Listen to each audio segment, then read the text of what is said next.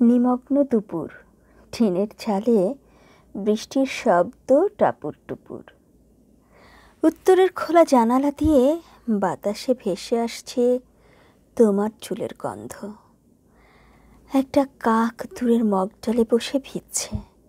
তোমার চলে যাওয়াতে সেদিন যেমন মেঘহীন আমাকে ভিজিয়ে দিল অশ্রুসিক্ত চোখ, হঠাৎ বিদ্যুৎ চমকানোর শব্দে আমার ঘোর কাটে। জানালার ফাঁক দিয়ে ভেসে আসা ঘ্রাণ আর নেই। আমি আঁতকে উঠে জানালার গ্রিল ধরে দূরে তাকাই।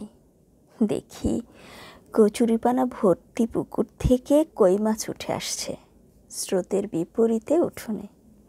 তুমিও কি এভাবেই স্রোতের বিপরীতে গুটি গুটি পায়ে হেঁটে এসেছিলে মনের উঠোন কোণে? এখন আমিও ভিজছি কাক হয়ে তোমার মগডালে বসে। বাইরের বৃষ্টি থেমে গেছে এতক্ষণে, কিন্তু আমি এখনো ভিজেই চলেছি। একটু পর সূর্য হাসবে পশ্চিমে হেলে, রৌদ্র উঠবে তোমাদের উঠোনে। আমি কেমন একলা ভিজেই চলেছি।